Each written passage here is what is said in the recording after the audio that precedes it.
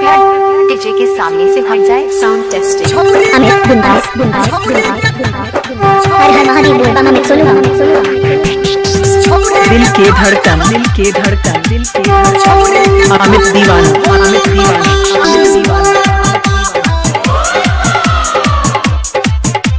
हर हर महादेव बोल बम अमित सोनू माँ गायत्री रिकॉर्डिंग स्टूडियो। छौरी के द्वारा भोला बाबा मंदिर में बदल करके छौरी के द्वारा भोला बाबा मंदिर में बदल करके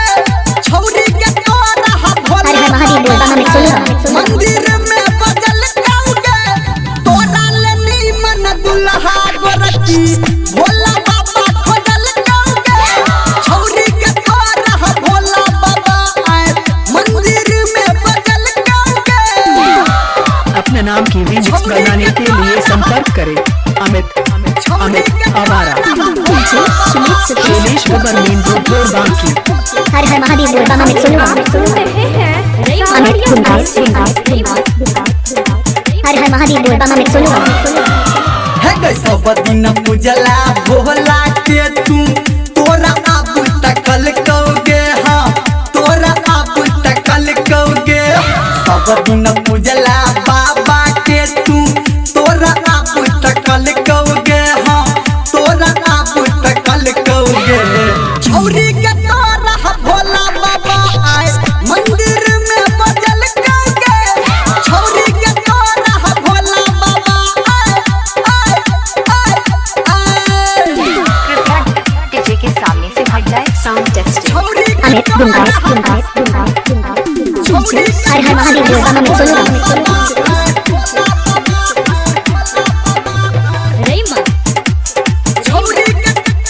हर हर महादेव बोल बम अमित सोनू है के सब सम बहारी छौरी तू केला मनसा तोहर पुरल कहोगे हाँ मनसा तोहर पुरल कहोगे सब सम बहारी छौरी तू केला मनसा तोहर पुरल कहोगे हाँ मनसा तोहर पुरल कहोगे छौरी के तोरा भोला बाबा मंदिर में बदल कहोगे तोरा ले नीमन दुल्हा गोरकी दिल के धड़कन अमित दीवाना हर हर महादेव बोल बम अमित सोनू हर हर महादेव बोल बम अमित सोनू है के कहो धर्मेंद्र बात के बुझही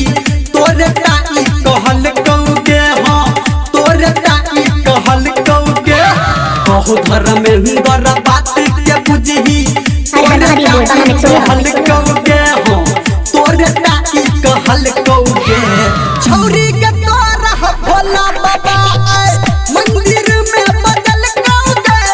तोरा ले नीमन दुल्हा गोरकी अपने नाम की रीमिक्स बनाने के लिए संपर्क करें अमित आवारा हर हर महादेव बोल बम अमित सोनू मेन रोड घोर बांकी।